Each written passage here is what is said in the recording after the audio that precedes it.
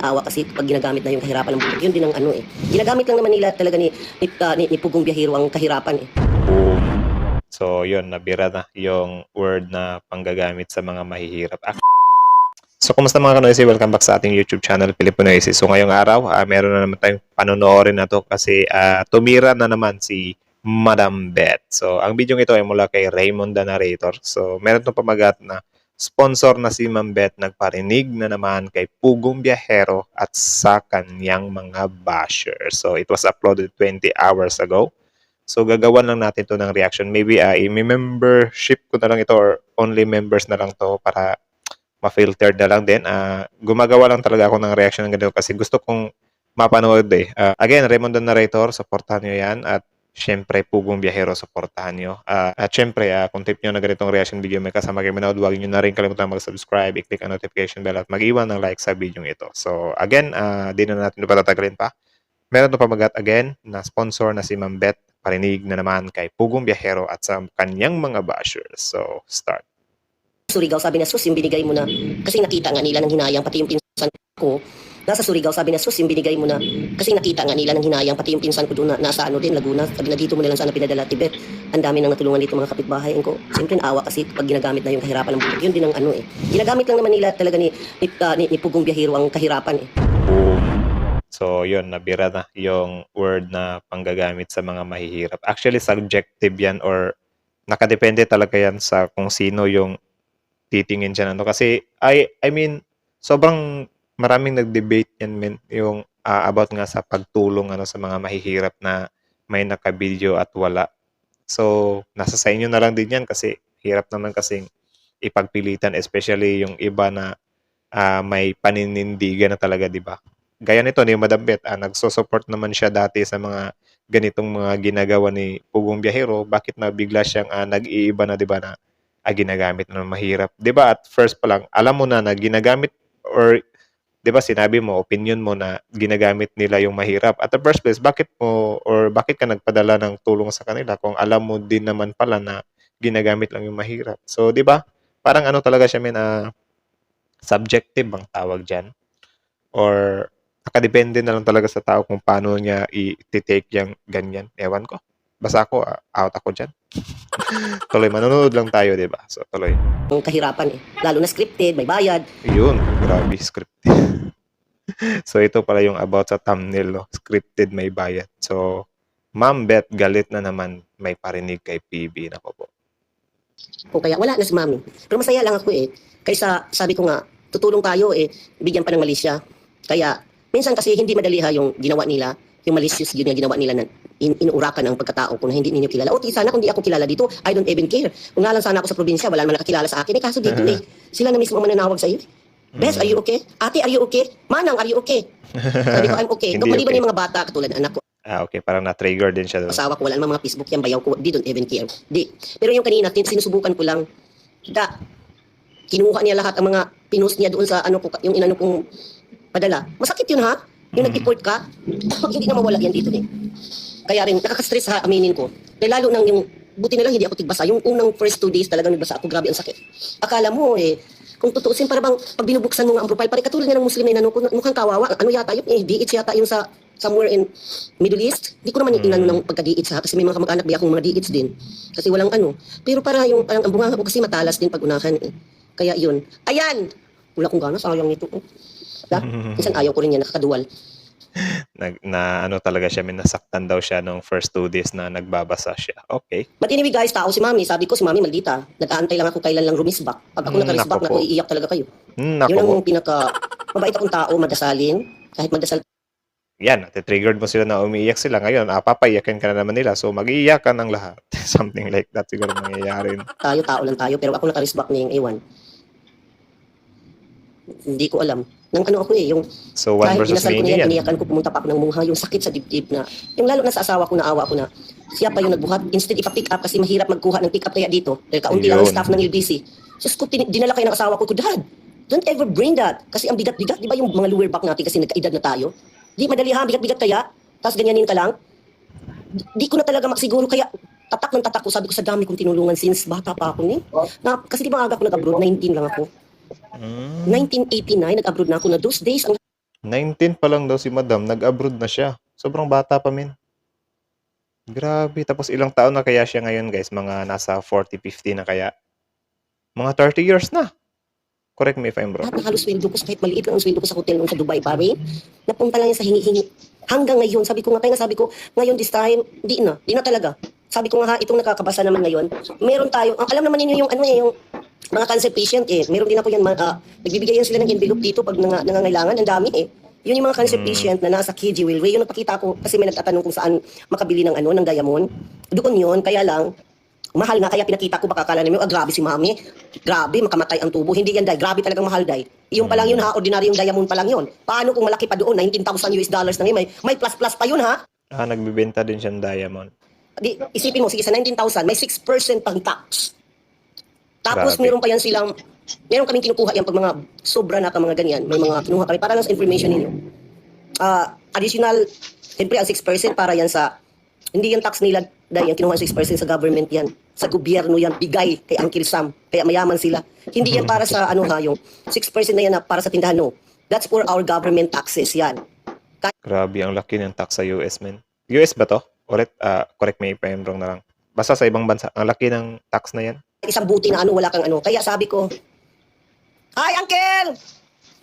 Good morning! Nag-live pala Sino siya. to? O, yan nga. Ang tatay ni Miss Belgium. Hi, Miss Belgium! Makinig lang kayo. Di naman tayo pala away pero minsan na nasaktan tayo. Yung nga na lang nga. Sabi ko nga, sana na lang tapos sabihin, ayan na naman si matandang nag-umpisa. Hindi madali tayo.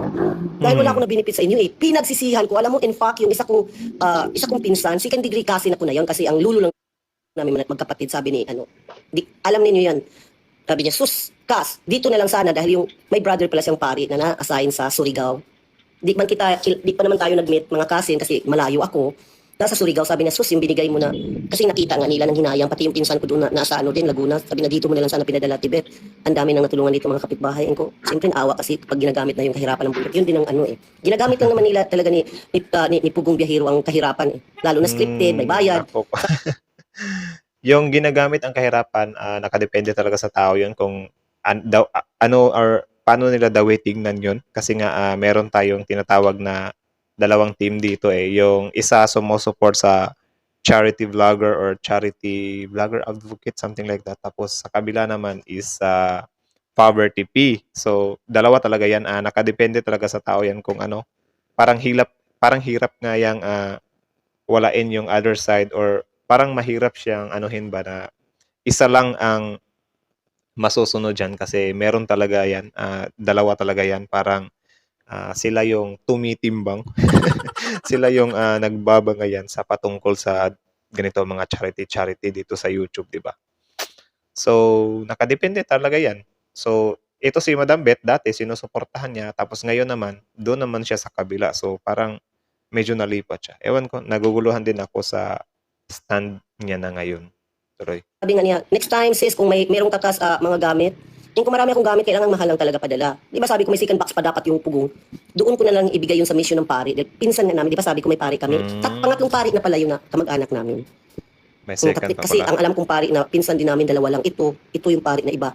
Kasi nga di kami, malaki kasi ang Mercadal Sabi niya, sus, ang kapatid ko, nag-reach out din ng mga mahihirap. Yung sige sa susunod pag ako, mahal kasi magpadala. Doon ko na ipadala doon sa pari na kamag-anak namin, pinsan namin, kasi ang mga lulo namin magkapatid. Di ba tama? Second degree cousin. Ayan, idasal na lang ninyo ako dahil sabihin mo na lang sa kapatid mo na brother na minsan din tong tao lang din ako. Doon ko na lang ibigay. Kaya nga dito rin, yung sa KG Jewelry, meron sila doon sa Magdasal na lang tayong lahat. yung mga cancer patient. In fact, nagbigay din ako nag-abot. Kahit maliit. Kasi wala din akong dalang pera. Di ba, dinidibit ko na nga lang kasi pwede naman dibit dito para makatulong. Sabi ko, instead, ipadala ko na lang kahit kanino na mga ungrateful. Di ka marunong magsabi na thank you. Kahit sa mga kamag-anak ko, nasaktan na ako sa tagal. Dito ko na lang ang daming, di ba yung sinabi ko, dalhin ko kayo sa, tingnan natin kung bukas ikutan namin ang asawa ko. Hindi pa ako nagbibigay kasi, ay shoot, Ginoo ko, ipabili ko pala. Kailangan ko lang madala na ito sa Meron Ay shit, Ginoo ko. Bisaya pala si Madam. din ako para sa Easter 2 coupon ako na para yan sa Easter sa mga homeless, nagpapakain din yung every church dito, may mga inaampon niya na homeless lalo na winter. Agay, muntik ko na nakalimutan, kawawa naman. Kailangan mabili ko yun. Iba pa yung mga food banks para malaman ninyo na at least ang Pilipinas, di ba ang Pilipinas parang California lang yun. 50 state kami dito. 50 Wow. states kami dito 50. Grabe, no? Ang laki, no? 50 states, men. Ang California ay para lang yang United States. Pilipinas kalaki. Ibiro mo 50 sa laki ng Amerika. Sa dami ng walang trabaho, natatanggalan ng trabaho, mga sakit, walang mga health insurance. Kaya yun, sabi ni ate, dahil panood nga niya, nagpunta naman ako, napalinis ako ng bato. Yun na yun sa akin na, yun sa akin 90 na yun. Diyos, Ginoo ko, kamahal na ba yung taong, hindi na natin mabili. But anyway, hindi na talaga kaya. But kung may pera kayo, lalo na yung nagtanong, okay siya. Kasi investment forever yun. Andaya mo. Ano ko sa inyo na, hi Danny, pasensya na. Nasaktan ako. Hindi ako rumirisbak, sumasagot lang ako. Pero sabi ko, pag ako ang sumasagot, grabe ang bunganga ko. Oh, narinig nyo yan ha? Hindi siya nasaktan pero sumasagot siya. Ayun ko, ulit. Hindi ko na gets eh. Andaya mo. Ano ko sa inyo na, Hi, hi Danny, Danny. pasensya na. Nasaktan ako. Hindi ako rumirisbak, sumasagot lang ako. Pero sabi ko, pag ako ang sumasagot, Hindi siya Ramirez back, sumasagot lang siya. Same lang din naman yun. grabe ang bunganga ko. Sinubukan ko lang yun. Tinanggal yung iba kung ano doon sa ano. Sabi ko, matapang ka pala nga Muslim eh, Ramadan pa naman. Eh, meron pang isa dyan na mga kuan pag yun. Nakita ko ngayon, sabi ko, ikaw ang isusunod ko sa Muslim, dalawa kayo, tapos ang ano niya, bata lang. Tapos taga-followers lang pala siya ng mga nagtitinda, nga katulad ko. Buti ko ang pinapalo niya, mga magaganda, mga fake din, mga t-shirt na walang kwenta. Haladay, dalhin ko kayo doon sa taas. Nalista na po. Kaya nga ako, di ba? Nung hindi ako nagtitinda, hanggang 300, 400 lang Facebook ko noon. Dati, multiply pa to. Wala pang ano yun, multiply pa yung mga 2005. Ilan lang kami. Kahit nga sa amin. Hindi ko nga, ngayon na lang yung mga prince, mga ano yung Facebook ngayon, nagiging palengke. O ayan, nandito na tayo sa tindahan ni Mother Lily. Ayan, Yan, nagbibenta na si Madam. takot pala yung Muslim na palaka na yung pag-ano yun eh. Yung ko, isa pa lang yun. Maliit ka lang na isda, day. Pero nakakapikon ka. Tapos pinakita ko sa asawa ko, kararating asawa ko ha, galing nag-overtime. O di ng asawa ko ngayon pina-overtime dahil may maraming mga dumadating flights. May nakakilala pa sa kanya eh. Hindi ko na lang banggitin, sabi niya, oy, taga-ano ka pala ano, dahil ang apelido ng asawa ko. Sabi na, how did you know it? Kasi asawa ko pag hindi magsalita ng Tagalog, hindi mo maalam kasi parang siyang Muslim, Hapon. So, ayun lang naman. Hanggang doon lang naman yun. Narinig nyo naman yung sinasabi ni Madam Beth dito. So, yun. Ewan ko kung sino makakakita nito. Ikikip ko na lang talaga tong video na to. For members ko na lang to. Para, makip ko din siya, di ba? Yung ano ko. Pero, depende talaga kung wala eh. Kung trip ko talagang i-release to, bahala kayo dyan. So, yun lang naman guys. Kita nyo naman yung hinaing ni Madam Beth dito. Again, yun nga sa sinabi niya pa rin na binitawan niya yung panggagamit ng mahirap at saka yung scripted daw si PB. Yung panggagamit ng mahirap, again, subjective yun. Kasi dalawang tao nga yung may kanya-kanyang paniniwala nga yung mga taong yan, which is sobrang ano na talaga yan, men. I think, sobrang hirap ng iburahin yung isa dyan, yung or yung naniniwala sa charity vlogger at saka yung hindi naniniwala. Sobrang hirap ng burahin ng isa dyan. Lagi na talaga yung dalawang yan na nandyan. So, depende na lang talaga sa tao yan, men. Tayo magagawa dyan. Malabo talagang burahin yung isa na yan. So, yun. Kita nyo. At saka yung scripted daw si PB, medyo ano yun. I think, ewan ko rin, for me lang naman, parang hindi naman talaga siya totally scripted.